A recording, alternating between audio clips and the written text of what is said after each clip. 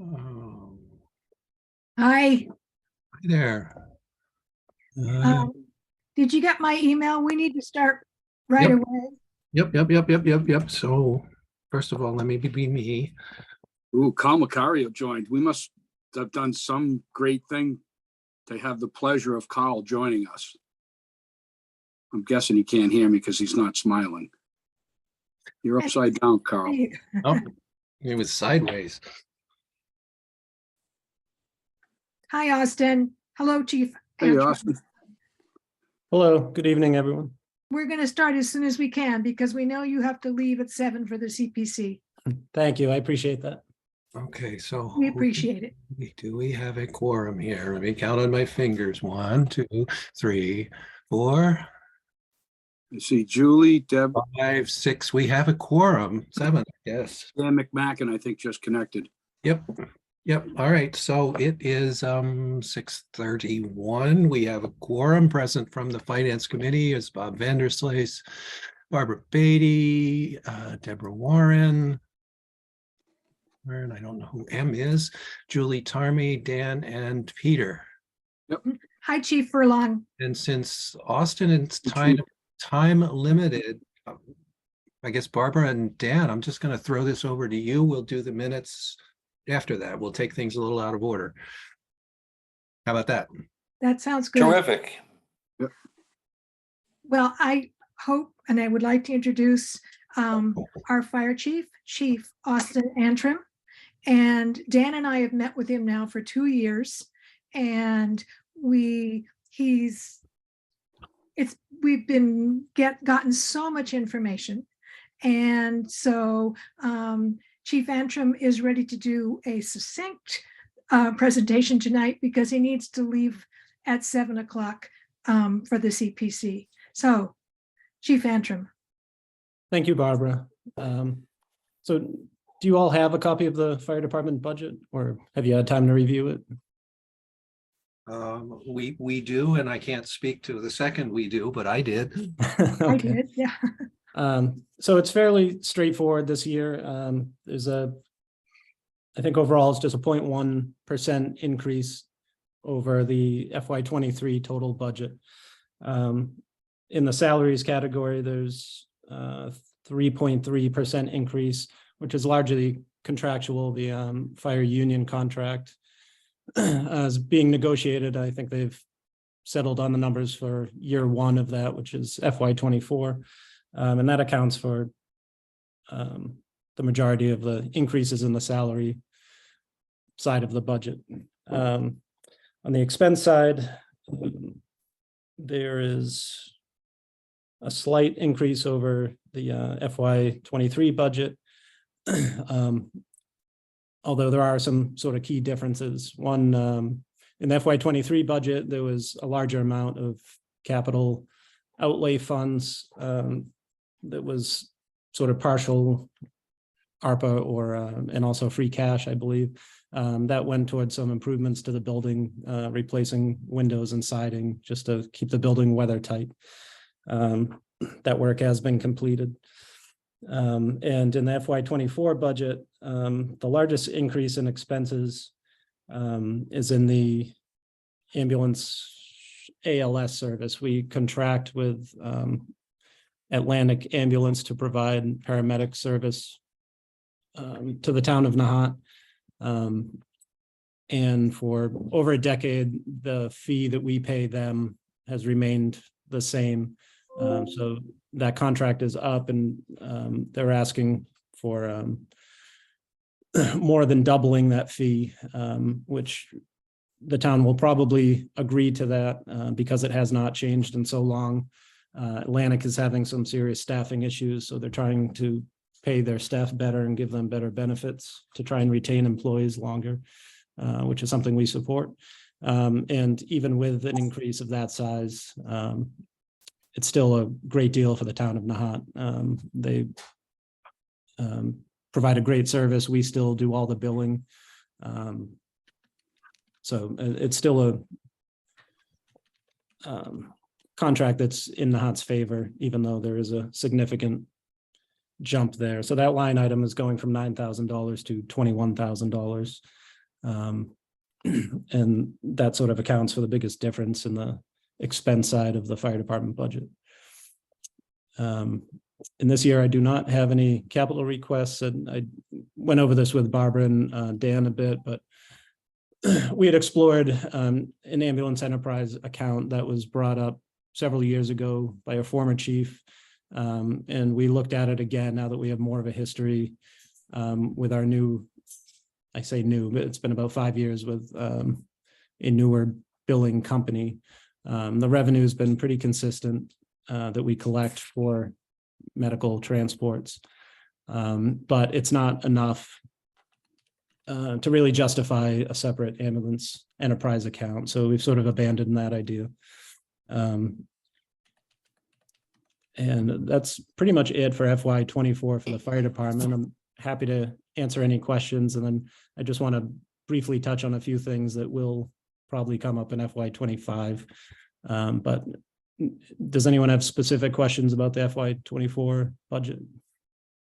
I do. Just when it pertains to the ambulance services, and I don't know how it works, but I assume we're contracted with, whoever is nearby. Are there other companies that we can do you go out to bid with this to get competitive pricing? Again, I'm not even sure how it works. I'm just kind of asking the question. Right. It's sorry, my dog is going bonkers in the background. There are a couple of other ambulance companies. They're not, we use Atlantic, which is a branch of Cataldo, which is a very large company in this area. And the Atlantic branch holds the majority of the EMS emergency contracts nearby. So they service almost every community around. And there are others, but they just don't have the sort of infrastructure and personnel in place in this area to be competitive with Atlantic. Okay. And it is a, when we transport somebody with Atlantic paramedics on board, we always transport in our ambulance, or I shouldn't say always, the majority of the time we transport in our ambulance. When there's a call that requires paramedic level, they get on our ambulance and take over patient care, and we drive the ambulances to the hospital. And when we have them on board, the billing rate is quite a bit higher than if we just transport at the basic life support level. So, there's probably like an $1,100 difference in what's billed with paramedics, and we're still only paying them $350 is what's proposed with this new contract for that service. We don't always, or we almost never get the full amount that gets billed. There's a lot that goes into the billing, Medicare, Medicaid, and private. However, looking at the numbers over the past several years, it still works out in our favor. Okay, thanks. You're welcome. Chief, can you give us an update on when we get possession of the new fire truck that was approved last town meeting? Yes, that has been ordered. Myself and one of the other firefighters went to Pennsylvania, went through all the specifications with the engineers there. That was this past October. It is under construction now. I just had an update. They, like everyone, are having supply issues with some of the components, but they still are projecting no delay in the delivery timeframe as of now. So we should receive it in just slightly under a year from now. So February 2024 is when we're supposed to take delivery of it. Chief, could you say a bit about, we had a discussion about how you were thinking about, you have 25,000 in free cash, and with Dan, and Dan probably should chime in on this, the possibility of needing a new generator. Yes. Oh, good point. Yeah, that's sort of an immediate need we have at the fire station.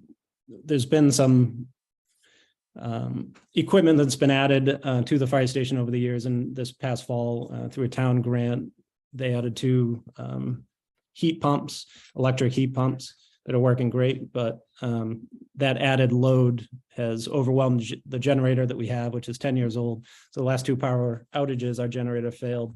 And we lost power to the entire building. So I'm currently getting quotes to either replace the generator, which is what I hope to do. I think I have about 23,000 remaining in the capital outlay for this fiscal year. And there's 25. Right, yeah. Yeah, for FY24. So I'm still waiting to get some quotes back, and we did have a conversation. Dan had some ideas about right now our generator is fueled by natural gas. Dan had brought up a good idea about possibly thinking about using diesel or something that, in case the gas line gets compromised, the fire station won't lose power if we have diesel. So that's an idea I'm exploring. I'm trying to get pricing to see what the replacement would be. If I don't have enough, then we'll have to do some electrical work and take some of those things off of it and just keep the critical electrical needs powered by the existing generator. But thank you. Because it's critical. We've got to have the generator, so we can't have, obviously, an outage. So, Yes, yeah. We'll get it done either way. I hope I have enough to replace it, but if it turns out to be too expensive, then we'll do what we can until we can come back next year for those funds. do you have any other sort of thoughts you'd like us to be sort of projecting as future possibilities, not for this year's budget, but things you want to sort of tee up for us to be thinking about? Yes, I'm sure Chief Furlong will probably touch on it, but last year the town also approved funding for a feasibility study to take a look at the police station, fire station, and land options for replacing those buildings or replacing it with a single building. That process is sort of in the initial beginning stages. We haven't gone out to bid yet for those services, but sort of the plan is to have that go to bid, choose an architect, go through that study process, and have the result of that hopefully by next fall. Give us some time to digest it and do some public outreach, and then hopefully have a recommendation on the best path to move forward in time for next year's budget season. So that is still in the works. The building fire station is one of my two highest priorities. I would say the other is staffing. We've been having a lot of staffing issues, particularly recruiting and keeping call firefighters. I went through a lengthy process this past year. I thought I would have 6 hires going through the academy, and one by one they dropped out. And we are in the same place we were last year with no new trained call firefighters. So there are 2 who are hired. They just need to complete the training. And I have 3 more that I'm probably about 2 weeks away from hiring. We'll do as much in-house training as we can with them. And I'm committed to continuing to go through this process and try and build back the call department. But if we continue to year after year end up with the same or fewer call firefighters, we're definitely going to have to rethink the staffing model down there, because we don't have enough personnel when we get fires in particular. So I hope that's something that I don't have to bring up next year. I hope we're in a much better place staffing wise. But one other big ticket item that may come up next year is authorization for funding to replace the ambulance. The one we have was delivered to us in 2016. It is 7 years old now. That's typically when ambulances get replaced. Ours is still in good shape, but the build time on a new ambulance now is over 2 years. So if that is still the case next year, I may seek the funding approval so we can get one ordered and then get it 2 years beyond that. That would make ours 11 years old when we receive a new ambulance. And Order of magnitude guess for a new ambulance? the current price is about $320,000 to $340,000. When we purchased ours in 2016, I think we paid $260,000 or $270,000. So the prices are creeping up there. They're getting expensive, and the build time has gone from less than a year to over 2 years. Okay. Two questions. Answer them in whatever order you want. Is the existing building sufficient for the new engine when it arrives? I know it's not great, but is it adequate?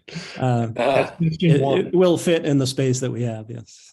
Okay. What happens to the old one? It will most likely just be auctioned off. Although it's really it's not safe for, or won't be safe for emergency use. There's a lot of corrosion. It almost didn't pass the state inspection this past year because of the corrosion in the frame and the leaf springs. It's getting to the point where it's not going to be safe to drive. Welcome to Nahant. Yes. Yeah. And then next question was, Deborah's on. Deborah looks like she wants to speak, but she's on mute. who is that? Deborah? Yeah. You're on mute, Deborah. You're still on mute. There you Hear go. me? There Yeah. you go. I'm just wondering if the wear and tear on the ambulance is the same kind of problem that you get on the fire engine?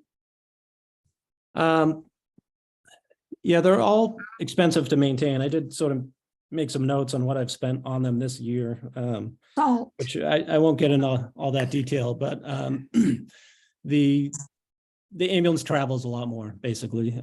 It does a lot more miles than the fire apparatus. Everything gets washed every week. They get maintained regularly, but the ambulance just takes a little more of a beating because of the mileage that's put on it. And it's exposed to the elements more because of that. Bob, did you have one more question? Yeah, it's more of a general question, which is, we've been looking at inflation rates of, I don't even know what the latest one was. Back in December and January, it was 8% a year. How does that play into your budget? How did you factor in gas prices going up? Yeah, I did. I believe there's a moderate increase in the fuel line item. I had proposed a much higher or a more substantial increase in the electricity line item and natural gas line item. Both have gone up significantly for the fire station, but the town decided to take the approach of they're sort of keeping those line items level funded, and then they're going to have a separate, rather than adjust each individual department's line items, they're keeping a separate fund. So once those line items are expended in FY24, they're going to have an extra sort of pool of money that's managed by Allison to cover those overages. So that's the approach they decided to take this year on that. As for the rest of the line items, I track all the expenses pretty carefully, and I'm confident we'll be okay, with this budget. But the generator is really important. It is. We'll get that done. And Dan has promised to stay in touch with you on that because Okay, he knows a lot about generators. good. I can use the In fact, advice. when we were leaving, we were out in the parking lot, and Dan said, "Oh dear, is that the old generator?" And Yeah. he pointed it out to me, and it did look a little small and down at the heels. Yeah, it's definitely undersized for Yes. the demand placed on it. Do you have, we've got 10 more minutes. Do people have more questions? Any other issues?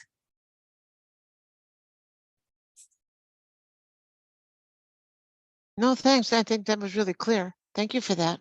Sure, thank you. If anyone thinks of anything, feel free to email or give me a phone call. And Austin gets back on email instantly. So he's a super fast responder. And so he means it, that if you have any questions or follow up or something that you know, came up, and we're going to stay on him about the generator, promise, because we do not want to have an outage and then.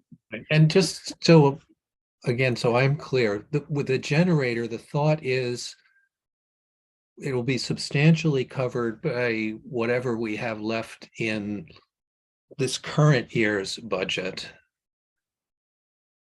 And That's all. anything in excess of that comes from question mark.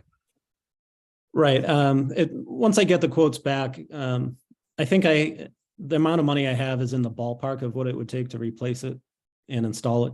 But if it turns out it's, you know, a few $1,000s short, then I'll just use the existing funds I have now for what I intended on spending FY24's capital outlay on, and I'll spend that on a new generator. Or if that's not enough money, we'll make an adjustment to the load that's on the current generator, and then And possibly come with a warrant article next fiscal. yeah, there's a time factor there as well. I mean, do you have time to complete the work to get it into this year's budget? Yeah, I believe so. I just haven't received all the quotes back on what the cost will be, but I think they can move. The companies I've been dealing with have these units in stock, and you know, the biggest challenge will just be getting probably an electrician there to connect it. Yeah. Okay.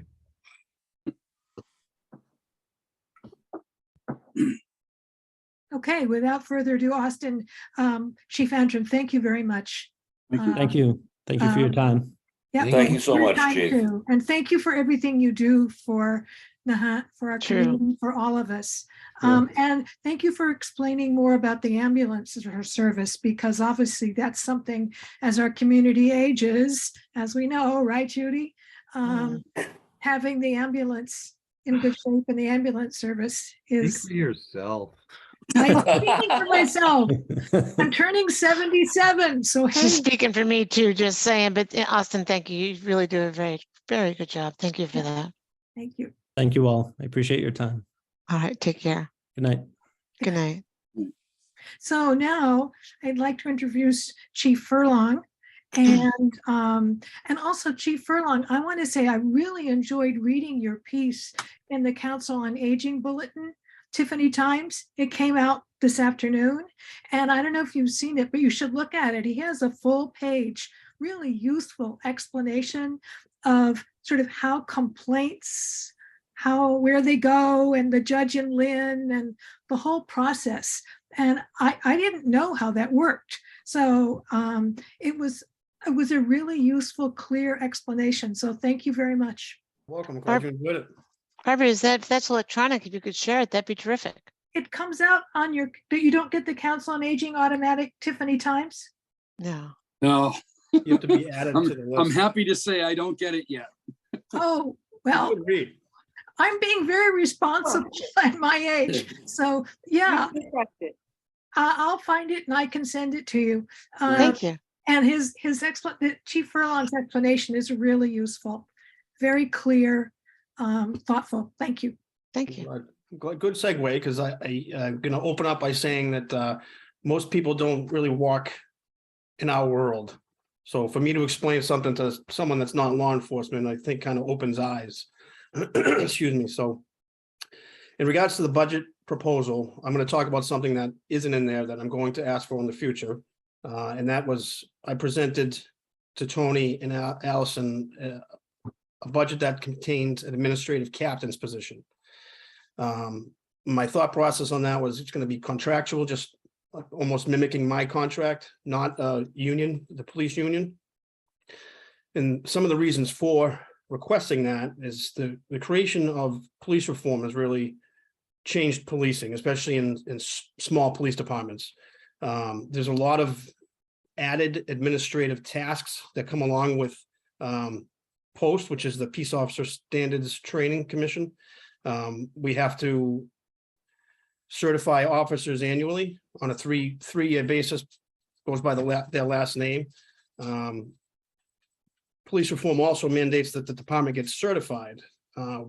With this certification, we use Massachusetts Police Accreditation Council. They have 3 different steps in order to become fully accredited. The first step is self-assessment. The second step is certification. Sorry, I have 3 dogs, so if there's some background noise, I apologize, but and the final step is fully accredited, which basically makes all our policies and procedures equal to everybody else. Basically, professionalizes the department even a little bit more. So out of 351 cities and towns, the police departments, 112 are fully accredited, 18 are certified, and 128 are in self-assessment. We are currently in self-assessment. We've been in self-assessment for over a year. Local departments such as Marblehead and Swampscott, they're both fully accredited. Lynn, I believe, is in still self-assessment. But there is that it is almost a full-time job, especially when it comes to the accreditation. And when it gets closer, that's definitely a full-time job.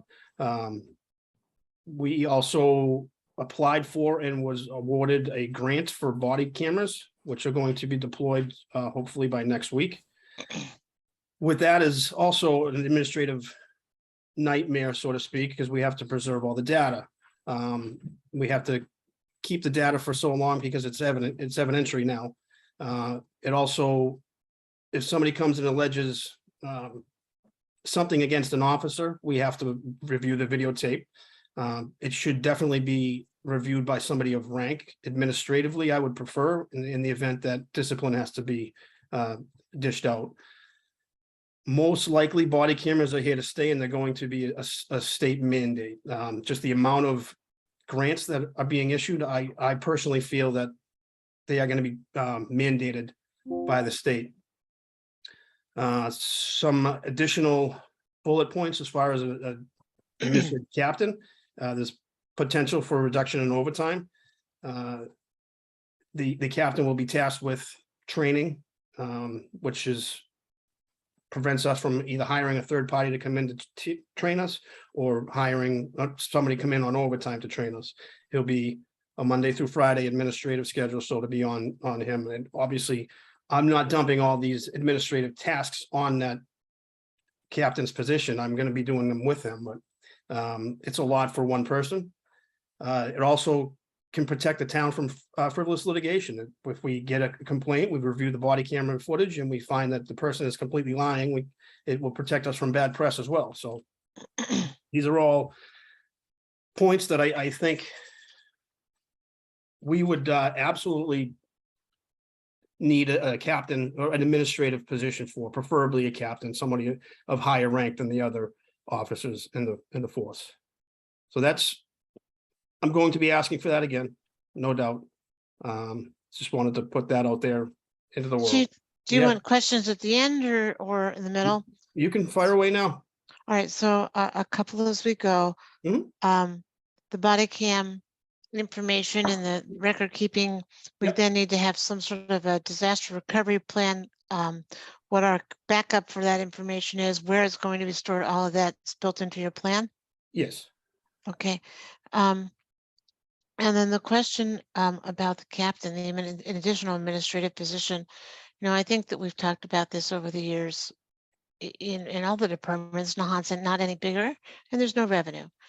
And so every time we talk about adding yet another position, another administrative position, you've got it's a question. Why? I mean, I understand what you're talking about and that there's new regulations and new requirements. That said, it's hard for me to approve yet more administration in a landlocked little town. Mhm. If you look at That actually towns- wasn't a question. I'm sorry. Yeah, no, that's fine. But my rebuttal to that would be, if you look at other towns similar to us, we were just up in Hamilton training with those guys as far as the accreditation process goes. They're about 5,000 residents. They have 14 sworn officers. They're looking to bring on another one, I believe. Topsfield is very similar to us. They have a lot more, probably about 6,000 residents, but they have an administrative captain. They have about 15 officers. They're looking to bring on another one. It's a practice that is common throughout this industry. And I'm not bashing previous chiefs, previous administrations.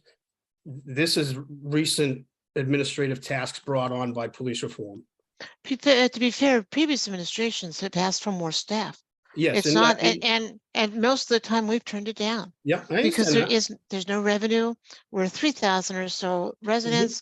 We're the smallest town in Massachusetts. Mhm. And we're not getting any younger. To Barbara's point earlier, we're Well- not. This is probably the only town in all of Massachusetts where the average income has not increased. Mhm. So again, and I hear you. Mhm. Um, That's all I ask. which, yeah, that's Is- it. Is the administrative captain, will they pull a shift? Or is this truly a purely administrative position? Purely administrative, much like myself. If we need to respond to calls, we will, but we're tasked with all the administrative duties. Or will be if approved at some point in the future. So this would truly be a net new personnel. Correct. So, but what would be the net savings? Like, as you said, this person would be, I mean, obviously you can't tell us what litigation it might prevent us from getting involved in, but you did bring up the net savings of, you know, instructing or doing certain training, things like that. I mean, you know, that's tangible, you know, dollars that, okay, if the position is X amount of dollars and that position is going to save us Y, then, you know, maybe it's not as bad as it seems. Yeah. I don't know, Peter, when we think about how much training, and I know that there's a lot of training, and I know that we have a lot of overtime.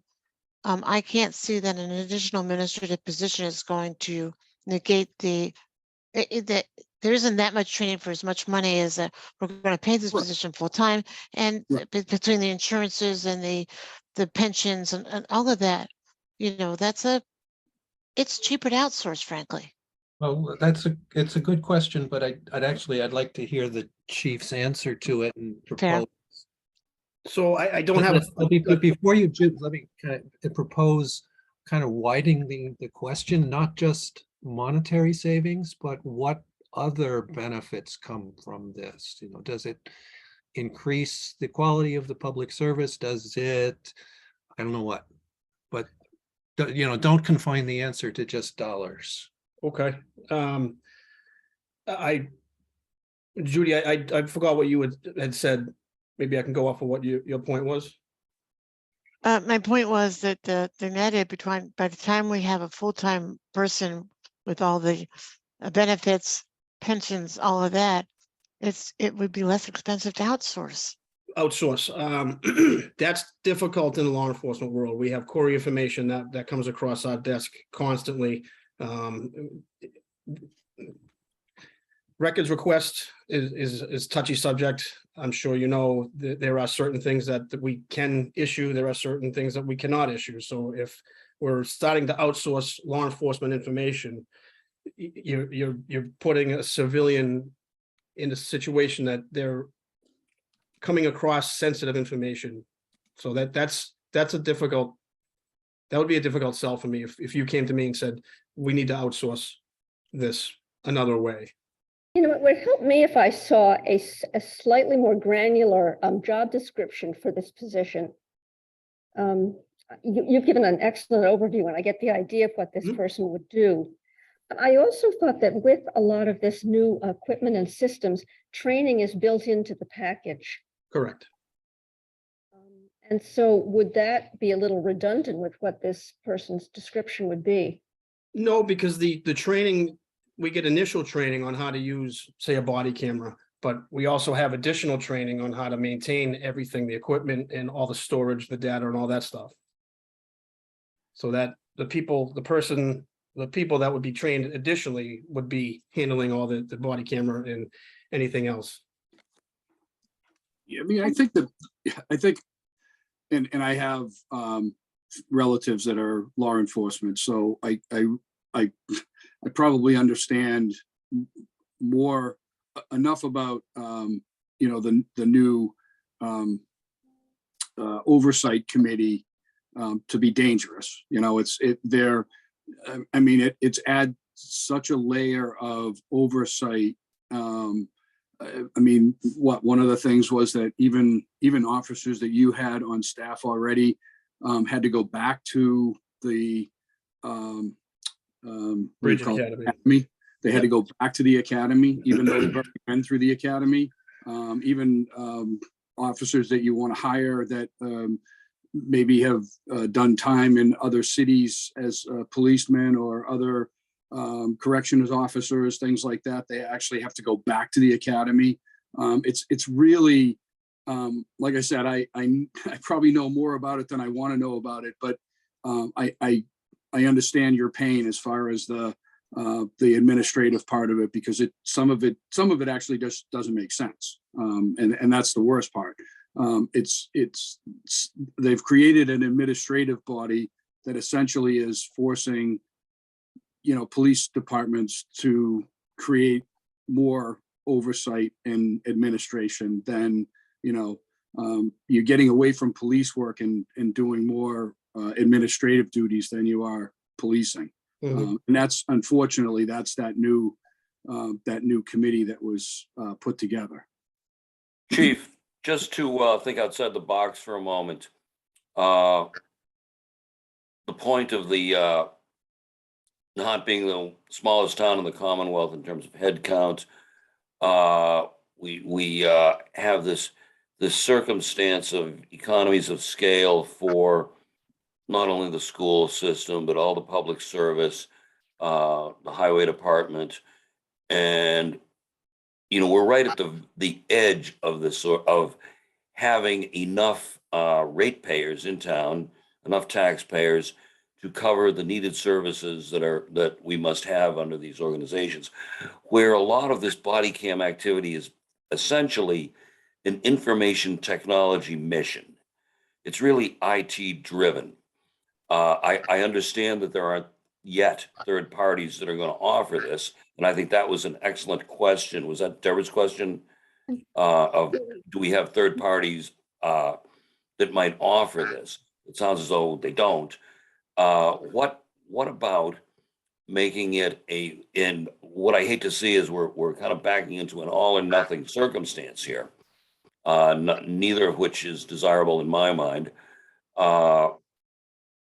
Is there an opportunity for a retired cop who had previously held rank to be able to do this, and he would be able to deal with Corey issues, law enforcement issues, but he's a retired cop and wouldn't be, it'll be a part-time job. It wouldn't have the financial burden of the benefits that was mentioned, but it would relieve, we have more mission here, more stuff to do, and a finite number of bodies to do it.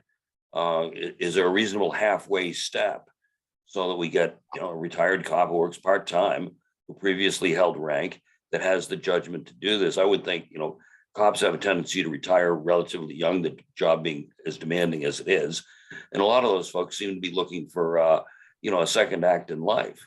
So you'd be surprised in Massachusetts, especially law enforcement officers stay till the end. So once they hit 65, they have to retire. I don't know the logistics as far as hiring somebody over 65 that was once a police officer. Having said that, the cap on someone that has worked in the municipal sector, there's a cap on how much they can make annually. And that looks like that is coming to an end by the end of June. So that there will be a cap, I should say, come the end of June, beginning of July, whereas through the pandemic that was lifted and they could work as much as they want. So I'm not sure that's an option. What about Dan's idea of part-time, if not an older person, but just plain part-time position? Yeah, same thing. We would have to figure out the hours and keep them under that, but even still, it's just more, it's more than the body cameras. The accreditation aspect is the biggest thing. It's mandated by the state that we become at least certified. So there is additional administrative tasks. It's not just body cameras. If I might add on to that, having been a department chair myself and having to go through state accreditations, it's enormously time consuming because it requires an enormous amount of self-study research. Then you have to write a very long report and it has to have addenda, all kinds of addenda collected and data and charts and so on and so forth. And then that has to go into the state. Then the state appoints a visiting committee and the visiting committee reads the report, gets back, I'll be quick, but gets back to you, has initial questions. You have to respond to those questions, all in writing and back and forth. And they're hearings. You know, you have to go to training hearings for doing this too. And then you have a site visit and that committee comes and they spend a day or whatever more with you, depends. And they do a full site visit. And then they write another report and they tell you, and then you pass or not, right? And they rank you. And they tell you, you may have passed on this and this and this, but you didn't pass on that. So it's not just a one-time pass, it's disaggregated. And so then you have to respond to every single one of their questions in detail. And you have to tell them, particularly for the ones that they didn't pass you on, you have to tell them exactly what you're going to do, and you have to give them a time frame. Because they're going to come back for a second visit to check to make sure that you did it. And you have to write all of that up. So it is a very time-consuming process. I've done it. I spent years of my life having to do it. And Peter, it's what you say. The state has really created this whole administrative superstructure. And they're the ones who are in control. And then you create these, I mean, our books were like this. I mean, our warrant is nothing compared to what these books you have to create are. Barbara, I understand that. I understand the administrative burden. I get that. Oh, good. I Sorry. get that. No, I mean, You're hearing my years of having done it. no, I mean, but listen, I live in the land administration. I get that. But I get that there isn't enough hands in our current force to handle that. Do we need someone at that rank? If it's an administrative, do we need someone at that level? And so that's a question. And then again, where's the revenue coming from? How are we going to pay for it? No, I understand the revenue aspect, absolutely. But as far as the rank goes, if this is go back to the body camera, if discipline needs to be issued, it should be somebody of higher rank than the other members of the department. Yeah, that would be a But union Chief, why person. wouldn't that be? No. Why wouldn't that person then tell you that there's an issue and then you do You'd review it. Yeah, I could. However, why would that person be the one doing the discipline? I could absolutely, and I would. And if it's something minor that they can take care of, that would be on them, and I would support them. Is the captain the first the first level of an officer that's no longer union? Is the lieutenant still a union? Yes, okay. Yes to both. Okay. And the other thing I should note is that what Chief Furlong is doing is sort of teeing up for us to think about. This is not for this year's budget. Correct. I mean, it's not for next year's budget. It's not what he's presenting now. So this is not something in our upcoming warrant. It's something for us to be sort of getting into the pipeline to think about now. So Judy, we'll be having these discussions again. It's just to sort of start along. Kind of like straw man when you're negotiating. You've created a whole nother thing, so we're looking over this way. And No, I listen. I'm kidding. Listen. I know that Chief would bring in anything other than an honest budget and an honest need. I get that.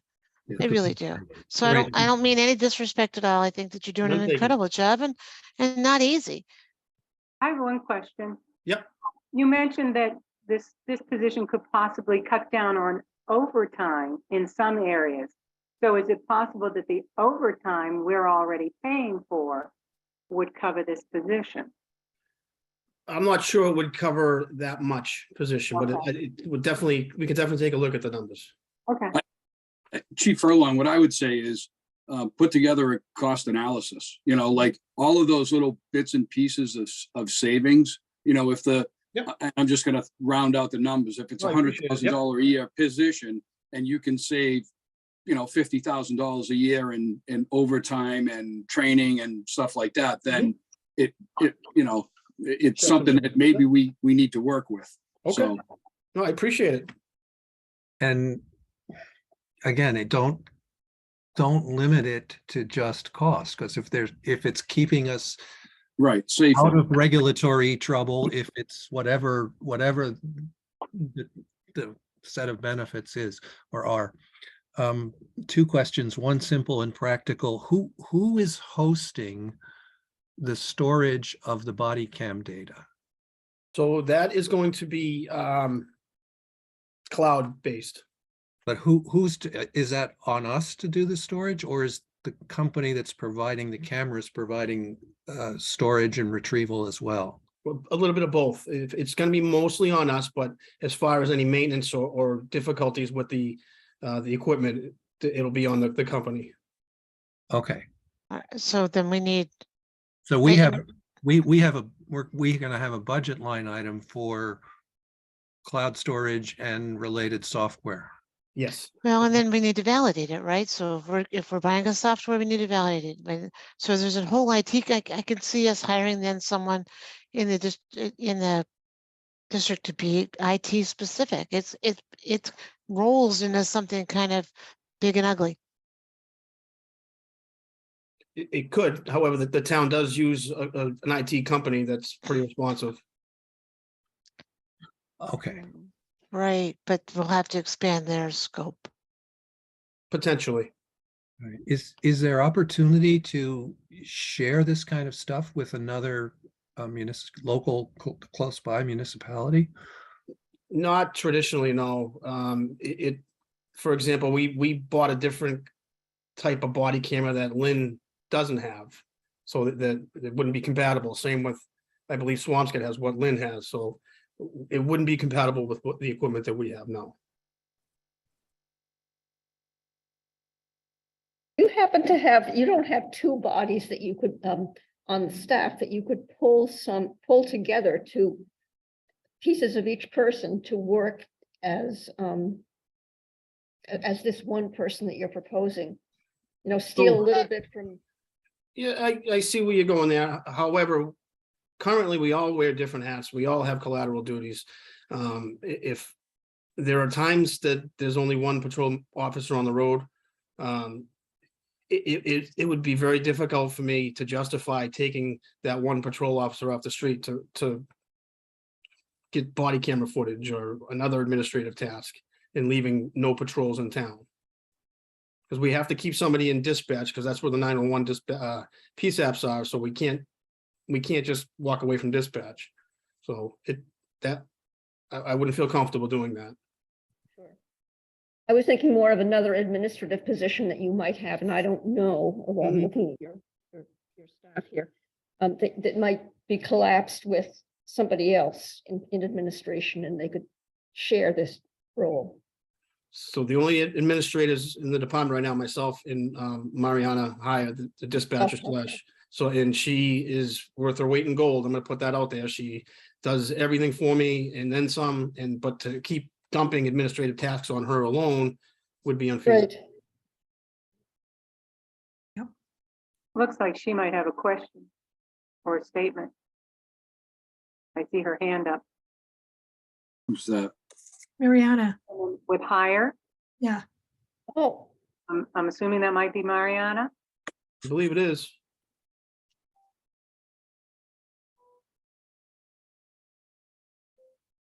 Alrighty. You may have to take yourself off of mute. Yeah.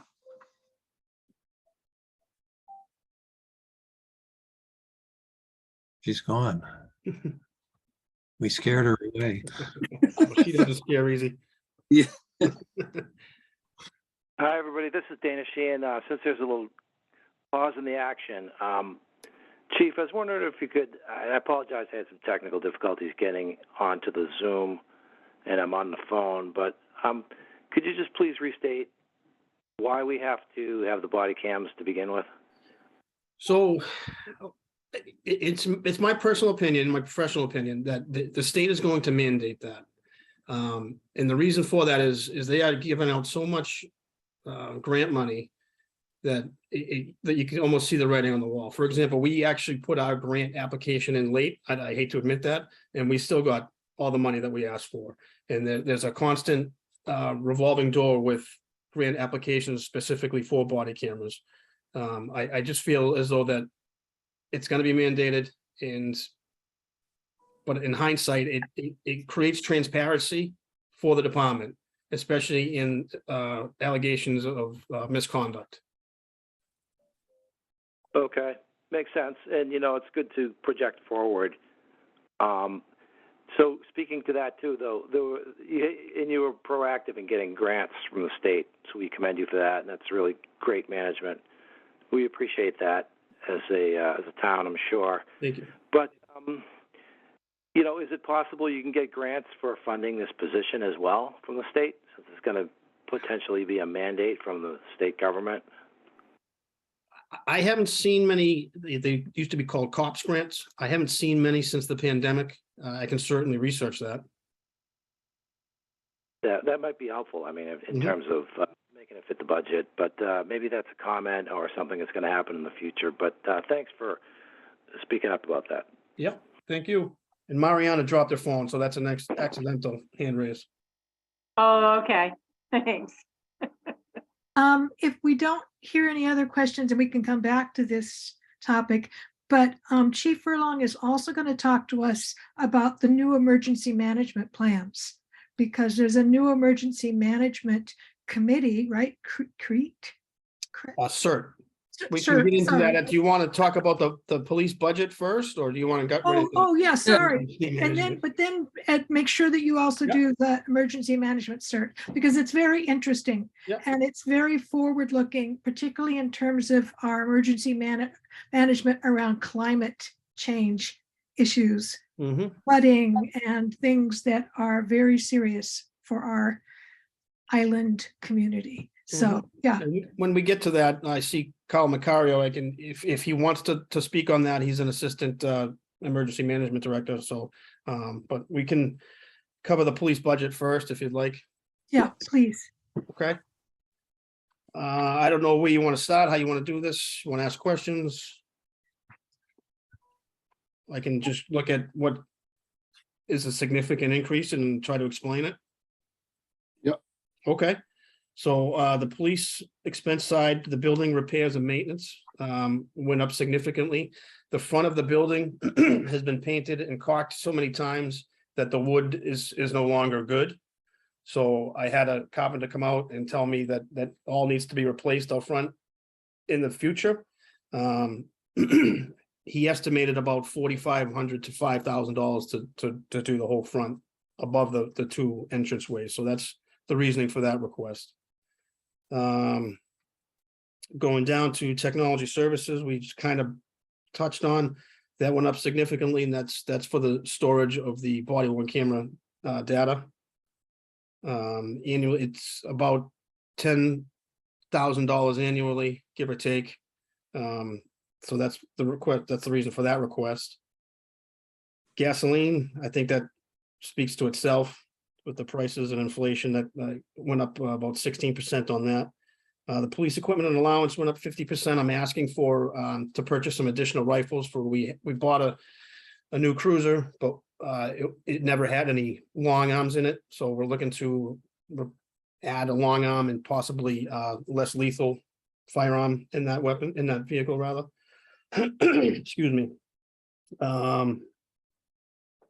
Police capital continued. It's not continued to rise, but it's a significant amount of money. I will admit that. About $60,000 of that is for a police vehicle. And the reason we ask for a police vehicle everywhere, and I know Chief Dwyer had mentioned this in the past, once we buy those cruisers, they go 24 hours a day, they get beat up, and they just get worn down quickly. So I will say that we continue to buy the Fords, not to my liking. I would rather Chevys or Dodges, but the Chevys are about $5,000 more to purchase, and the Dodges are about $6,000 more. So we continue to go with the Fords because they're most economical for us. Are there any grants for that? I don't believe that grants for vehicles now. Thank you. So do we have, right now, we only have the vehicles that are on the road. I mean, if you have 2 officers on the road, there's 2 vehicles, correct? So We we have don't have- three. We have 3 marked vehicles and 2 unmarked. And so I mean, obviously you have an unmarked. But are any of these vehicles at rest at any, are we rotating? We do rotate, yes, for maintenance purposes. We take a cruiser with high mileage, we'll park it and we'll use the other vehicles and we do rotate that. That is a common practice, yes. All right, Any other questions regarding the expense side? Okay, for the most part, it's pretty straightforward. On the salary side, I went up 13% on my stipends, and that's due to an anticipated EMT certification. That will increase the stipend when she gets it. Again, pretty straightforward on that budget. Any other questions regarding that? Okay, let's talk EMD. So in October of 2022, Dennis Ball resigned as the emergency management director. He held that position for over 10 years. I would like to recognize Dennis for his leadership in that role during that time. He has a vast knowledge of emergency management. He's got a degree in emergency management that he brought to the department and the town. I want to publicly thank Dennis for his service to the town and wish him good luck in his future endeavors. I assumed the position shortly after Dennis's departure, and I want to talk a little bit about emergency management because I think it's something that isn't talked about enough. We're needed when it's worst case scenario, and we prepare for that well in advance. When I took over as emergency management, I started going to various trainings, really opened my eyes as far as how far behind. Chief, can you kind of define the term? What do you mean by emergency management? What does that mean? So we prepare for man-made events, natural disasters, large-scale events, and we prepare for worst-case scenario. We also look to mitigate and recover from these and learn as we go, and how best practices for when a major event is going to happen, because it's going to happen, especially with the coastal erosion, climate change. We can see it. We had a storm a couple weeks ago, and lo and behold, we lost the causeway when we weren't expecting that. But it's got a lot to do with a lot. That's the easiest way for me to put it. So you said, excuse me, you said man-made, but it's also acts of God, right? Acts of God, yep. Man-made could cover terrorist attack. All right. A Okay. plane crash, something of that nature. So it encompasses a lot. We run the shelter, should we have to open one. Shelter operations is another extensive training that we went to. We also run, it's called CERT, it's Community Emergency Response Team. That's made up of volunteers throughout the town, basically residents of the town, because if you think of it this way, if we have a major hurricane come through here, we're going to lose the causeway. That's a given. Resources that are readily available to us now won't be readily available to us at all. So we're going to have to rely on each other within this town to pull through that emergency. Another thing you might want to think of, and this is like worst case scenario, but it needs to be said, the fire department and DPW are in a floodplain. More importantly to that, our gas pumps are right behind there. So if we do get major flooding, we're going to lose all those resources. So that's the mentality of emergency management. We think worst case scenario, we plan for it, and we hope for the best. Kyle, do you have anything you want to add to that? You're still muted.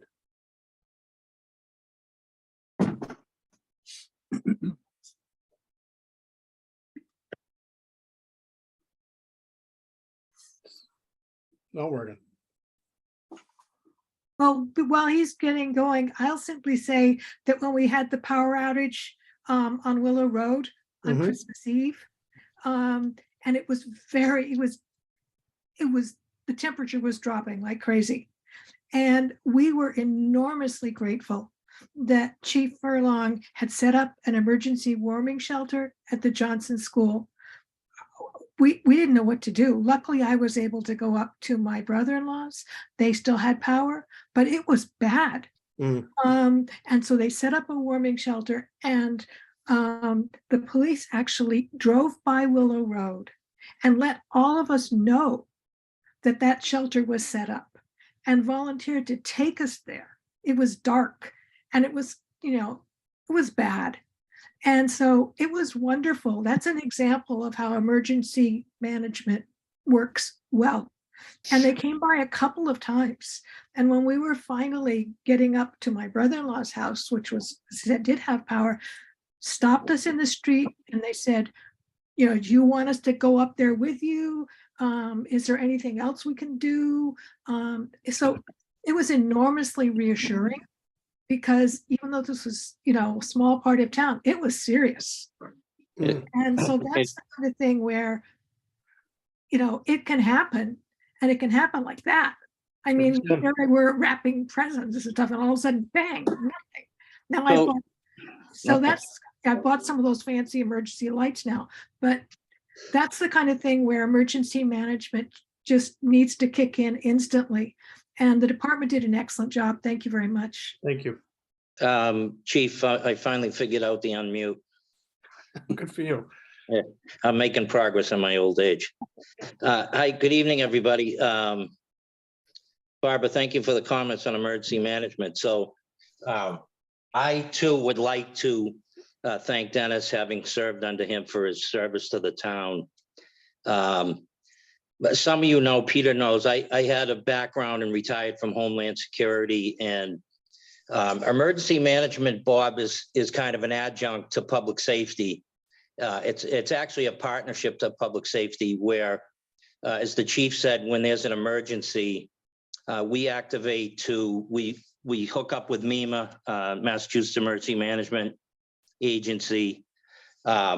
We keep in contact with them. We have an office upstairs in the police station that monitors power outages, flooding, assistance for transport. A couple of years ago, when we had a bad storm, we had to bring in the National Guard and station them in Nahant because if the causeway flooded out, the only vehicles that could get out were the 2.5-ton vehicles the Army had. So we do all that, the stuff that people don't see.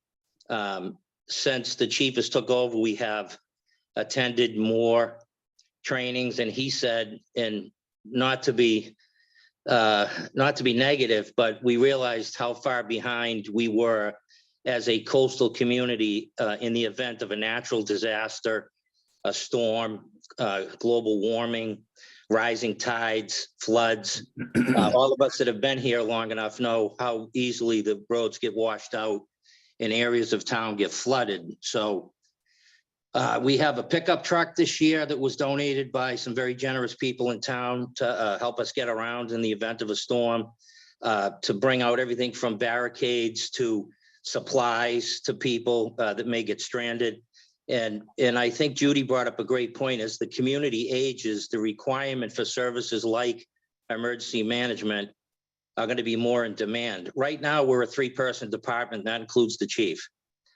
We had a couple of volunteers that were appointed a few months ago.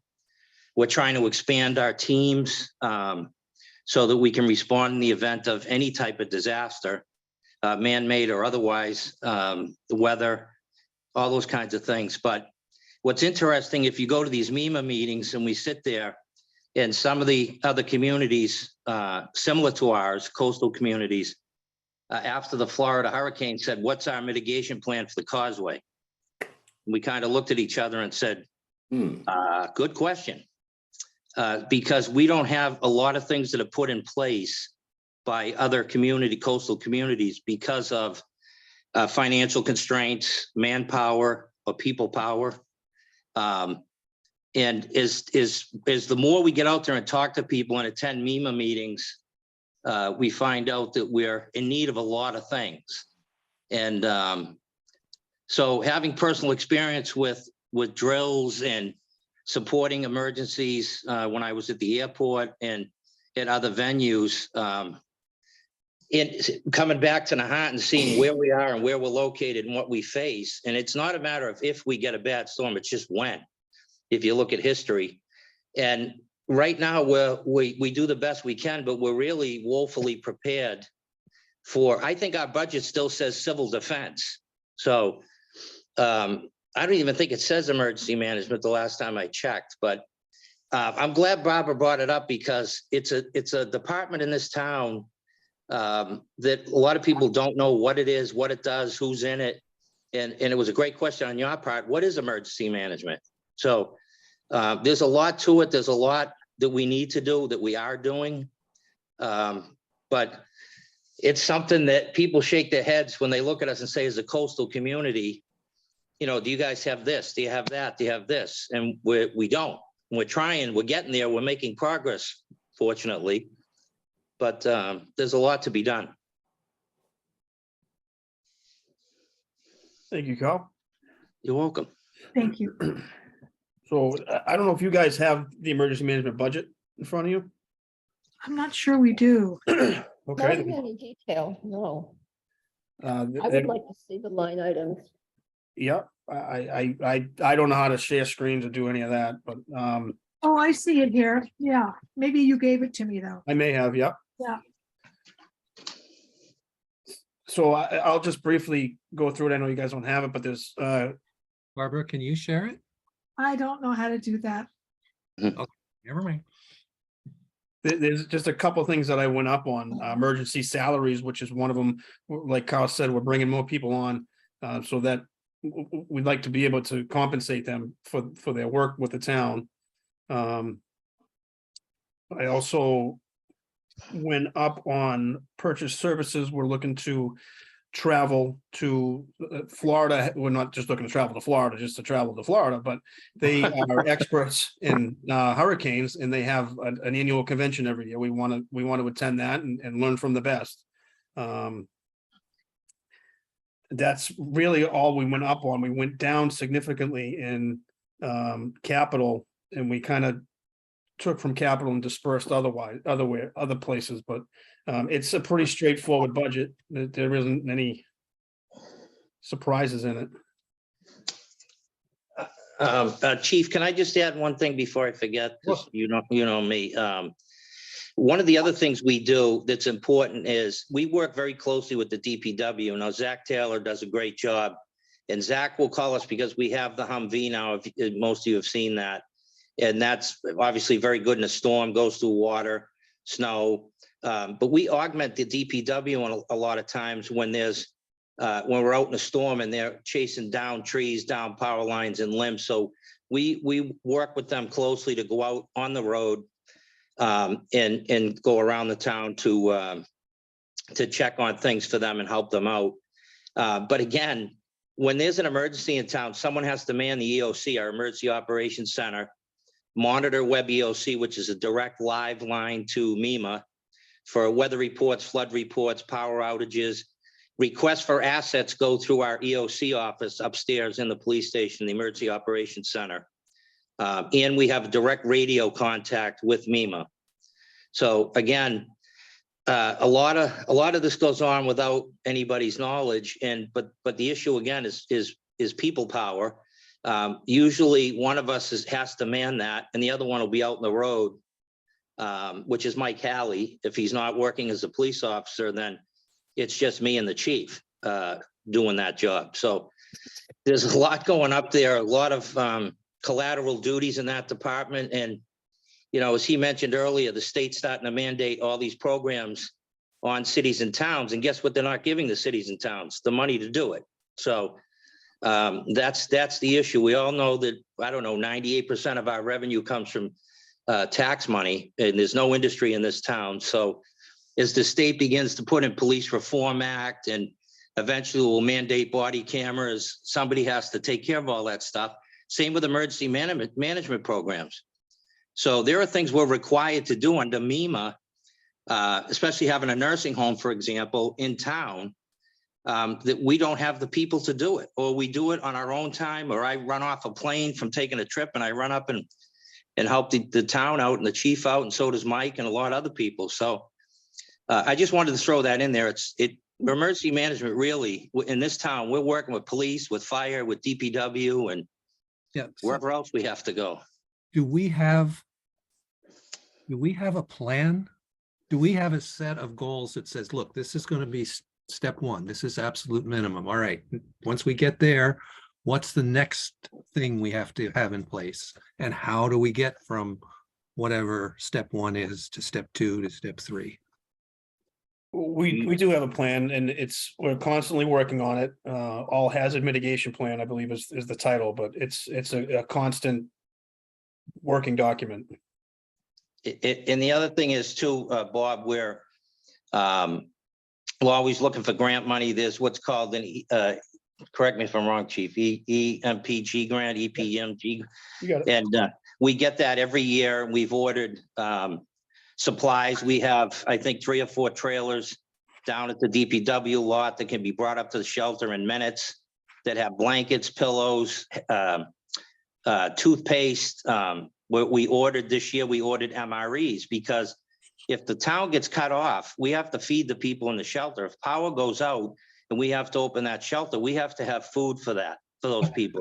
I So know the MREs are going to chase them away, not bring them in. Well, I agree with that one, but I could have had an MRE for my Christmas Eve.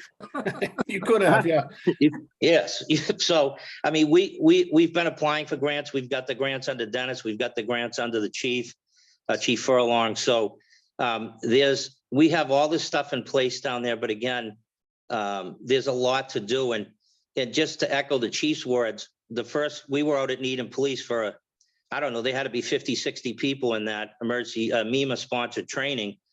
And as we're listening to things, communities very similar to Nahant, we kind of looked at each other and we went, oh boy. Yeah. So So, I mean, should we expect some sort of request in coming years to march us along? Yeah, the quick answer is absolutely. And Bob, really, it's because of where we are. It's because of everything that's going on with the climate changes and the water rising. And if you look back in history, I was reading the other day, we're due for it's not like I said, if we get one, it's when. We're due for some substantial type hurricane major storm. And that, as we saw from the nor'easters back in, what was it, 2017 or 18, we got 3 in a row. That devastated the town.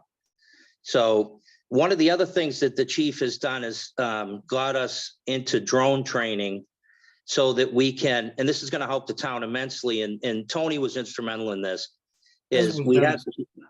I'm sorry? As was Dennis. As was Dennis, correct. That we now have, Tony had the town surveyed with a drone. And so why is that important? Because prior to that, if there was a storm and there was substantial damage, we would have to go to FEMA and say, hey, you know, the wall came down, this came down. And their immediately thought was, well, how do we know that wasn't gone before? So now, instead of going months, going back and forth with them, we have footage and we can obtain footage before a major storm and after. And that's pretty much a slam dunk when you say, hey, we need to be reimbursed for this, for whatever emergency money is available. So again, you know, we're making great strides. Dennis was a big supporter of that, as is the chief. Under the chief, we just had a drone training. Many of us are going to try to get our drone pilot license, and then add that as a accessory, if you will, to the emergency management department, which can support a missing person, a lost child on the beach. There's having worked up there, I don't want to go on, but there's a lot that opened my eyes being in emergency management now for 4 years, and at the police department, that is put upon the officers in the department in this town. As you know, summer gets busy here. One day we had 5 lost kids within an hour and a half on the beach. Having a drone is going to help, but that requires manpower too. We don't have enough people. And as the chief said earlier, there's some nights you got 1 officer on the road and 1 on the desk. And if something substantial happens, they have to call in help. So, and same with the storm, same with emergency management, with the limited amount of people we have. I think in the next few years, yes, we're going to ask for more money, not because we want it, it's because we need it. It's not nice to have, it's need to have. And Bob, if I can speak to your question about, do we have goals, once we get to step one, what happens to step two? The Nahant Historical Society, the town library, the town hall, we were all supposed to come up with our own emergency management plans, which we did all together. So it's kind of like designing with basic computer programs, if this, then that. Yep. So your emergency plan kind of folds out. So you've got, okay, A is happening, then we go to B, but we can skip C because that's not happening right now. So an emergency management plan is very flexible in its administration, because you have to go, depends on what's coming. The wall collapses, then you have a plan for that. The surge comes over the causeway, you have a plan for that. A child is missing, you have a plan for that.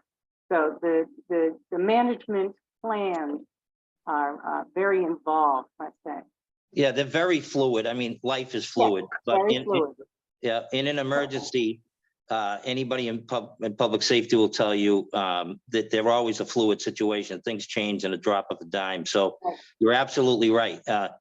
It's always, some people like to say, well, we can sit around and what if everything. Well, part of our job as emergency management is to what if everything, so that we don't stand around and look at each other and say, what do we do now? And in a community like this, where you have an aging population, including me, and where we're located and what potential weather disasters, never mind resources, it's even more extremely important. And the other thing is, we were talking about this the last meeting. If there's some major weather event here, and the chief alluded to this, we're on our own, because if there's a major weather event, Lynn's going to be dealing with it, Marblehead's going to be dealing with, Salem's going to, and we reach out to them for mutual aid, they're going to say, hey, we got our own stuff going on. So we have to be self-sufficient.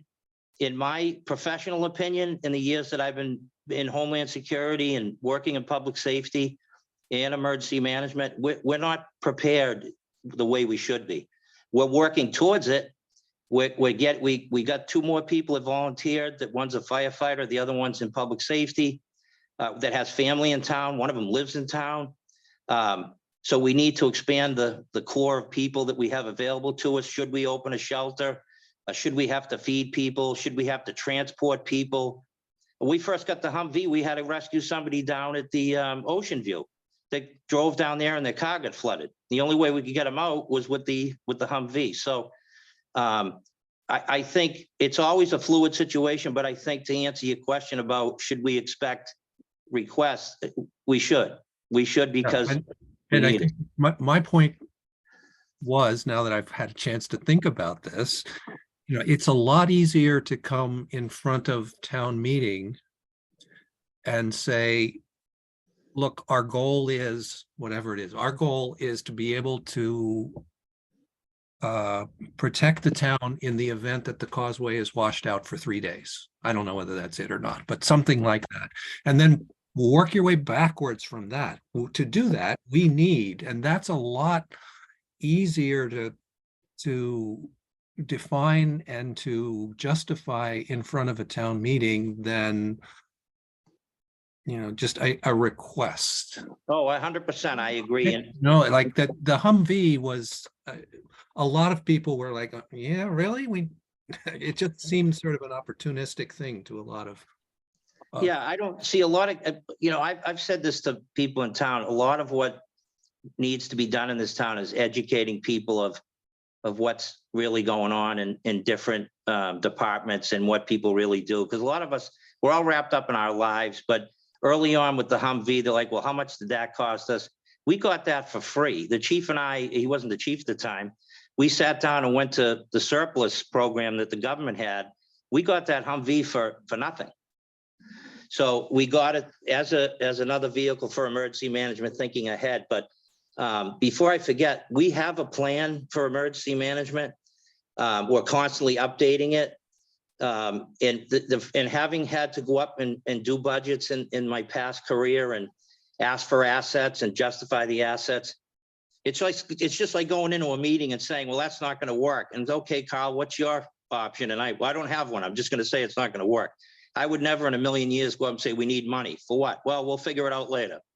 You have to be able to get up and say, look, this is what we want and why we want it and why we need it. So I don't think anything that we would do would be nice to have. It's going to be a need to have. And as I learn more and go out and talk to these different organizations, we find out, throughout the Commonwealth, we find out, what they're doing as a coastal community and what we need. So I agree. I think though that the reality is that even though everything feels like a must-have, since our resources are finite, I would be interested in seeing if you had to prioritize on any given year, budget year, what will your priorities be? If you had to rank. Yeah, the priorities would, and I think Bob was getting close to it or inferring it. We need to be self-sustainable in the event of a major emergency. So in other words, if we get cut off from the mainland, we need to take care of our residents. If we have to shelter our residents, we have to feed them. If we have pets, we bought pet kennels, we bought carriers for that. We have that stuff done. We have high intensity floodlights that are charged all the time in case we need lighting. We have food, we have healthcare kits. We even have toothbrushes, we have pillows, we have blankets. So if to me to answer that immediate question, my answer would be to self-sustain the town until we can get help in here and take care of our residents, especially if we have to open a shelter. That's always our biggest concern with cold weather. If we lose power and people call up and say, I don't have heat, I'm freezing, we got to open the shelter. And again, it's with limited manpower. And then, some people said to me, well, you got the police and you got the fire.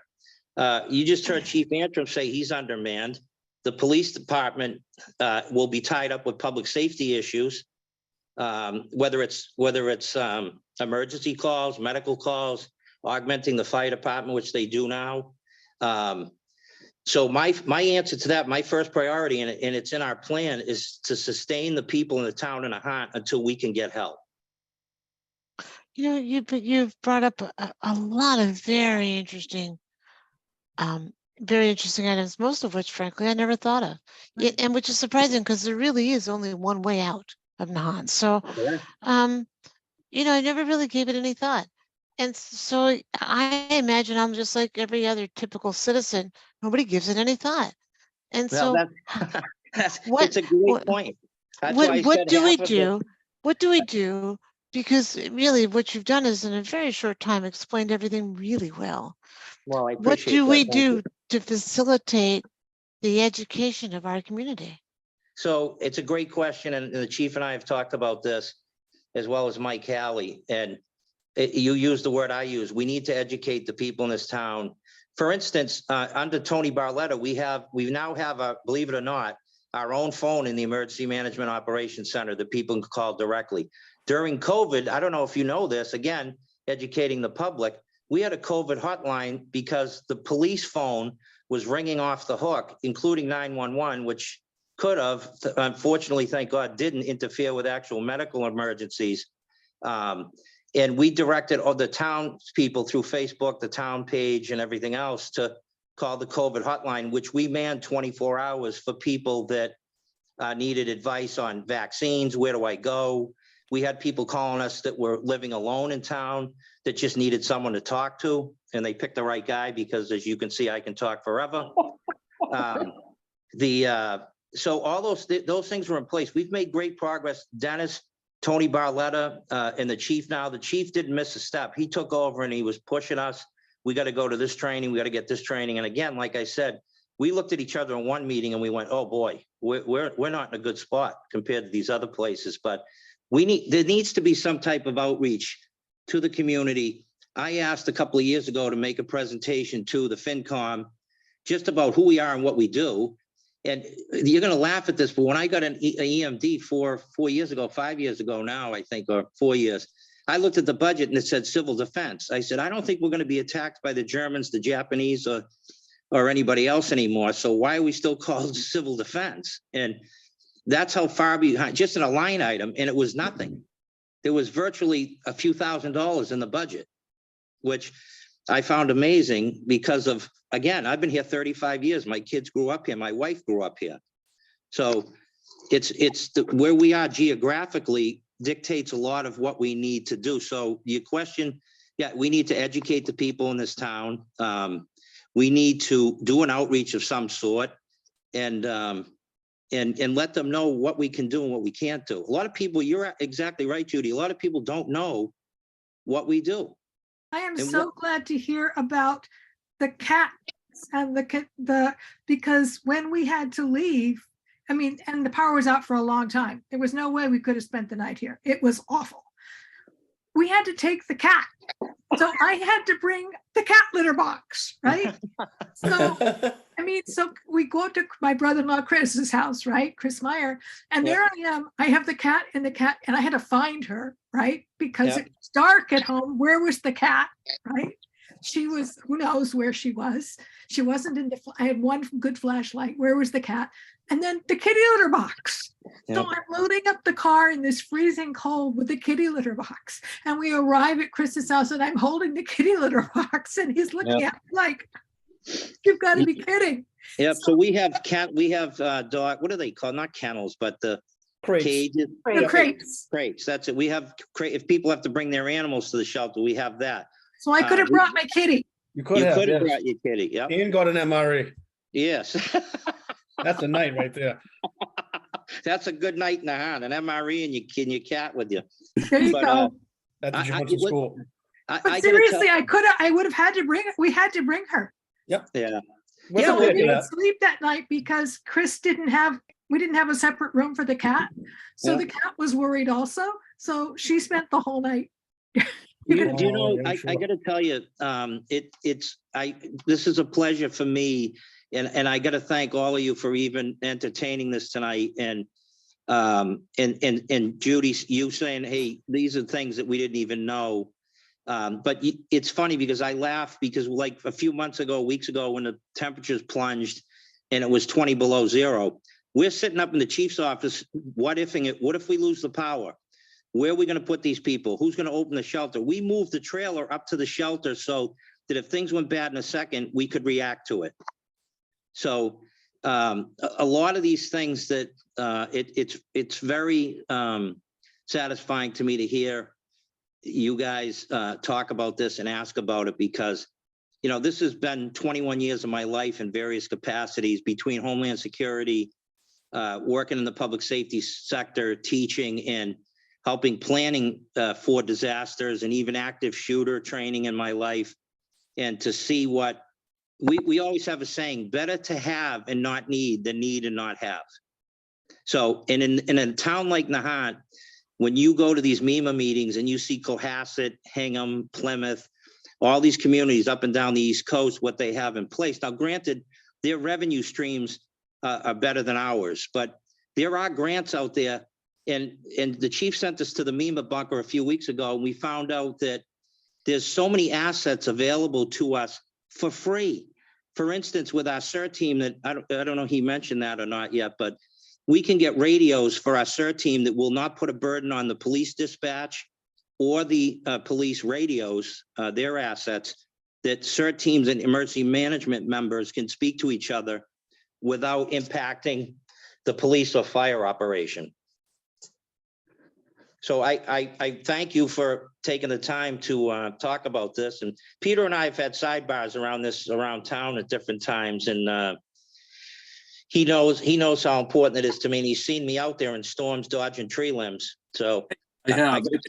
It's funny. I mean, when you think about emergency management, you don't think about, you know, the trees being knocked down. There was, in fact, it was on Valley Road during a storm. And Kyle was out with, at the time, we had an emergency management SUV, not the pickup truck. And he was out there for all hours of the day and night so that the police could continue to patrol the community and obviously check on other things that might happen in the storm, and Carl. Yeah, responded to 2 medicals that night, which they wouldn't have been able to, well, it wouldn't have been as quick a response because they would have been out in the street, but thank you Right. for that, Pete. Yeah, no, it's, yeah, definitely. So I mean, it's the type of thing where we're gonna need more. The more people understand what the needs are, and yes, we do have a plan, and it's a great question. I worked for a 3-star admiral, and he was always, if you can't tell me why, then don't ask. So to justify, to go up and just say, hey, we need money, we need a bigger EMD department, why? And the reasons are so plentiful. Like I said, because of where we are and who we are and all that stuff, but I don't want to take up any more time. If there's any, I'll be quiet. If there's any questions, you can tell my passion is there for it, so. Yeah, thank you. So You're I welcome. think Thank you. if there are You're no welcome. more questions, we should move on to Yeah. a somewhat related topic. The wildlife feeding article. That's a heck of a segue, buddy. Wow. Yeah, we'll try to say that. Really 5 well times done. fast. Yes. Bob, I don't know, that's a big jump from the police chief and Carl Macario to the. Well, wild no, animal it's feeding center. not. Hang on. Oh, no, it's I public believe- safety. Yes, it is. It this is. is a law enforcement issue because when bird feeders are outlawed, outlaws will have bird feeders. Bird feeders. I see you're giving that some thought for sure. Okie dokie. Go ahead. I believe that the chief sponsored that article though, yes? Yeah. Why is that? We're the only town on the North Shore that doesn't have it. Marblehead, Swampscott. I would talk to someone from Salem and they were shocked that we didn't have, you can't feed the wildlife by law. They said, what? And so this is one of those ones where we're gonna have to see what we think about it, but we're quite behind, right? Chief Furlong? We are, and in talks with the animal control officer, Scott Greaves, it would be a fine line as to who would be enforcing. So we still have an eye on that out, but it's time, especially obviously with the coyotes. Come on, guys. Really, isn't there some level of just straight up common sense? No, Can we legislate not. common sense? You can't legislate common sense, Judy, as much as we'd like to do that. Yeah, but that's what we're doing here. Um, It seems kind of goofy to me. But I think we're gonna find this is a bit of a third rail sort of issue. Yeah. so I guess my own It's a is, funny mental picture. Furlong, all of the, and only because I actually put forth my own warrant article a few years ago, because I have a neighbor who collects animals. And I'm assuming that all of these fines and penalties are, I guess, consistent with what's already in the bylaws. Yes, exactly. But if we're to create a new bylaw fine, obviously we can't just create it. It has to go through the Attorney General's office, as you all know. So we're working behind the scenes to try to finalize everything. But yes, it's in line with the current bylaws. So the other thing is, if I'm not mistaken, there's something in here that kind of precludes birds. Like the idea is this is not like somebody who's standing on the beach throwing breadcrumbs to a seagull. This bylaw doesn't apply to that. I thought I saw that this didn't include birds. I'm not 100% certain about that, Peter. Okay. I think it said, I'm looking for it. I think it said something about, you to be very careful about what type of bird feeder you are using. Because I had one that the squirrels can easily empty within 2 minutes. They figured out how to open a hatch and let it fly. Yeah. So I had to get a different bird feeder with a larger pan on the bottom so that the bird feed goes into that pan. It's still not squirrel proof, nothing is. But I was a person who used to take my stale bread and throw it out for the birds. But now that attracts more than birds and bunnies. Correct. If I, got down to the bottom of a bushel of apples and I went, I can't even make applesauce out of those, I would toss them into the field next door. That's not inviting the birds and the squirrels, that's inviting more coyote type animals. So those are the things that, again, it's an education. We need to be educated on something we used to do 10 years ago. You're feeding the wildlife. The wildlife has changed and become a little more aggressive. I was But never how is- a squirrel attack or a bunny attack, but I've heard stories about the coyotes, grouping around adults, and it's scary. Actually, I'm actually reading it. I don't know if you guys have it, but I'm reading it, and it does actually, there is a whole section about ground feeding, scattering food type. Right. And it actually, including gulls and geese, is in here. So, I mean, I do know that there's, I don't know if he still does it or not. I remember seeing an individual down on the wharf feeding birds, like a lot. Would go down with like bags of whatever popcorn and sprinkle it around. So I want to know how you're going to, I'm not sure this is enforceable except by people ratting out their neighbors. I don't think we're not going to have the animal officer isn't going to go around prying in people's lives. When Tony spoke about this, he said it's one of those deals where if you're responding to something else in the neighborhood or you're driving by and you happen to see someone throwing, this would be either the animal control or law enforcement. They can, step out and say, you really shouldn't do that. They can have a talk with you. It's not something somebody's going to be driving around town, I don't believe, looking for offenses. But if they come across one, then they can address it. Now, I have another question, which is, why is this really in our purview since it's not to do with money? Good question.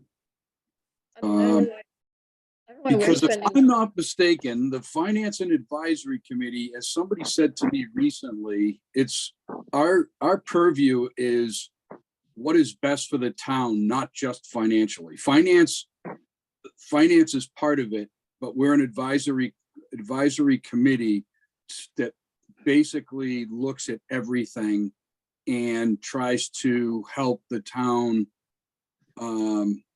with whatever, something like this. Do we think this is a good thing for the town? We're a committee that does the research, and when we get to town meeting, we essentially present what we've done in our research. This makes sense. This doesn't make sense. The same with finance, with the budget. Yeah, if you look at our charter, both in the bylaws and in the state laws, we have a very broad set of responsibilities. And, Yeah. in the past, we have chosen not to comment on some things that were not financial, but I don't think we're restricted from doing it. Right. No, we had that conversation last year, remember, when we then decided that we'll comment on anything we want, because we couldn't find anything that said that we shouldn't, and our last name is advisory. That said, I'm not an expert enough to want to comment on this one. But This you is brought not up my a good area of expertise.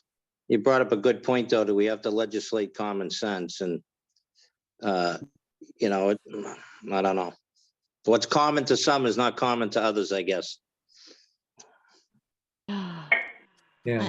I don't want to do this. Okay. So, Judy, you have the right to abstain. yeah, I mean, we're not. we all have the, and I I'm not- know, I'm no, not it's, saying I'm not whether- morally opposed. I just think it's, Yeah, All right. it's just. We're not going to but- vote. We're not going to vote this tonight. This was just the discussion of it. Judy, I get what you're saying. And it's when it's the same thing as when we appropriate $20,000 for something to cover a cost, but that whole bunch of money doesn't have to be spent. we're going to, you know, approve a bylaw possibly, that doesn't mean it's going to be strictly enforced 24 hours a day, but it is something that allows for enforcement. Right. And I mean, obviously, I think this has come to the forefront because of our recent issue with coyotes. And I mean, you know, you listen to, it doesn't matter which expert you listen to, pretty much the experts on both sides of the fence have said the same thing. If you're feeding coyotes, you're helping, you know, exacerbate the problem. You know, you're helping it. So by trying to eliminate folks feeding coyotes, maybe that helps us. And yeah, I agree, Judy. We really shouldn't have to legislate to, you know, legislate common sense, but unfortunately we do.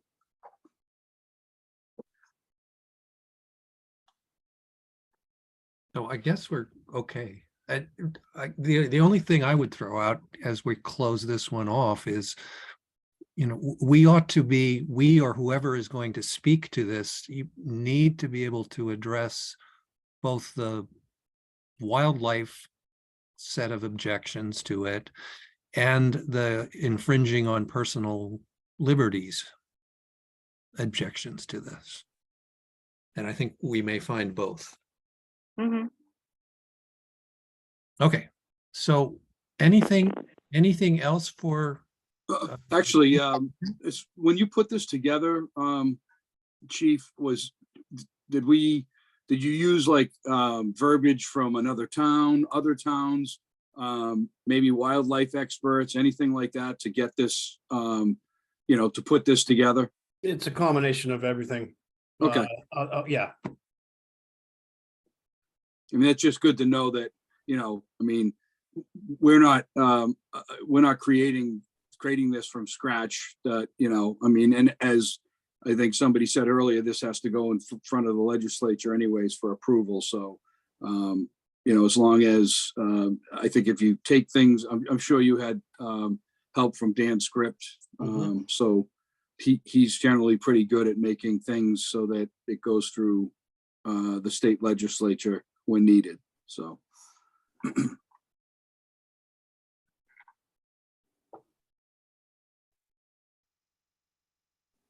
Now for public forum, maybe? Well, we have no. some administrative trivia here first. We need to approve minutes. Can we thank Chief We can Furlong? absolutely thank, yes. So he Absolutely. can, Thank you for all you do, and you too, Carl. Yeah. yes, both of you. thank you. Thank you, of Thank you guys for here listening to us. Anytime. course. Yeah, thank you so much. Carl, I think we need to have a town meeting that you and Tony and Chief Furlong, because see, Judy's brilliant and she didn't know about, Oh, boy, I know. the MREs and the kitty litter. I didn't, but We'd be maybe more it's, than- but a couple of different ways, Carl. It's not just a town meeting, because not everybody goes to those. Yep. Right. It's not just a senior center, and it's not just the Nahant Church. Yep. But each of those, all of those, maybe in aggregate, the conversation starts. Right. Yeah, When we've been in talks with each other, we want to present at the Board of Selectmen meeting. We want to put a tent up at the farmers markets. The Tiffany Room is doing monthly talks. We'd like to get in there and talk. So yeah, we know we have some work and we want to get the word out there, and we're working on it. Great. Thank you very About much. MREs. Yeah, no, We'll pass them out. I gotta try them first, Bob, and see how good they are.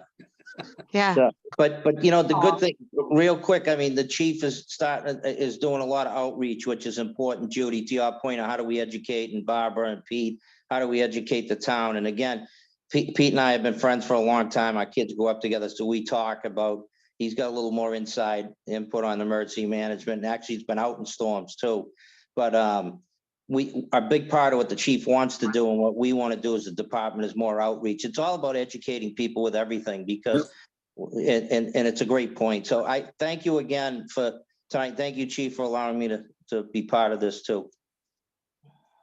Thank Do I you. hear a motion to approve the minutes from February 16th? I'll move that we accept the minutes from February 16th. No, yeah, no. Hold on, it's not February 16th. You sent us minutes. Oh, yeah, Yeah. February 16th. Sorry, I'll sorry, second. that's not what's in front of me. Yeah, I'll February second. 16th. And Yes, here they are. Julie, can you make that motion or does it have to be someone? I'll make that motion. I'll second. Well, I can make that motion. Okay, well then I second it. Hey, go for it. 4 years ago. So I made the motion. Who second? I did. I second. We all did. I know. It's unanimously seconded. Oh, thank you. All right, so Barbara, Aye. Beatty, Aye. McMacken, Aye. Sheehan. Sheehan was not at that meeting, so I have to Okay. abstain. Nope, you're right. You're right. Thank you. Vanderslice, I, Warren, Aye. Zohora, Aye. Army, aye. So that is 7-1. Thank you. Thank you. all right, and before we move on to public forum, have you all seen the email from Dave that we have a new member? Yes, Joy Bartlett? I don't know her at all. me neither. I couldn't. do. I couldn't find I it in will the be- book. I will be presiding over the wedding of Joy and her beloved future husband, Brian, in June. So Oh, how nice. I was actually, it's funny, I was with Dave at I think it was a fundraiser for Bob Fields that's running in the marathon. And Dave and I were talking about FinCom and how it was going. And he said, "Oh, I still have to appoint somebody for you." And, you know, I'm trying to figure out who. And as he said that, Joy walked by and I said, Poor thing. Joy's an accountant, and maybe she would be interested. So that's kind of how it happened. Oh my gosh, that's funny. You're gonna like her. She's really great. Is she Right. new to town, Peter? They've been living in town. I want to say at least 4 or 5 years. They live over at the corner. They live in the apartments at the corner of Wharf and Willow. Oh, yeah. Yeah. Yeah, they're in that.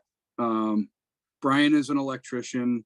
And like I said, Joy's an accountant. She's done work. I think she does work for Pool and Electric. You know, she's just, yeah, they're really nice people. Okay. So, I'm excited about that, but you know, people are gonna stop walking by you. but she actually, she texted me and she said, you know, Dave had asked me if I wanted to be on FinCom, and I know that you and Dan are on, she knows Dan as well. And, you know, what do you think? And I basically, I confessed, I said, yeah, I kind of recommended you. So, Thanks, buddy. yeah, exactly. Thanks, buddy. Yeah, because I couldn't find her in the voters list. Well, Uh-oh. that's gonna be a problem. I looked in, the last one I had was 2022. I couldn't find her. Huh. Uh-oh. Gotta make sure he votes. She's there. She's there. Yeah. Sorry. Okay, Got a this is, hyphenated name. this is homework for me. I'll check with Diane. Okay, Yeah. thanks. No, she's there. I've seen it. So Okay, I just couldn't find her under the feed. Yeah, yeah, Danny, you know her, right? She's I do, really, yeah. really big into the Lions organization. Brian actually just finished his stint, or whatever you call it, as the Grand Lion, not in the Nahant, but in the national, you know, the national platform. So they have she has a son, Joey. I think he's 14, maybe. Okay. Often down at the town wharf squid fishing. So part of that group. Or maybe we just need to get her name in that book. Had to go and play with the 3 coyotes that were playing with my dog. Oh, dear. Yep. He sent some packing. They like to play, actually. They were Oh, huge this time. Oh, my goodness. I just shine a flashlight right in their eyes and they go away. wow. They're well fed. Right. Very Keep them, healthy this year. keep them up at your end of the street.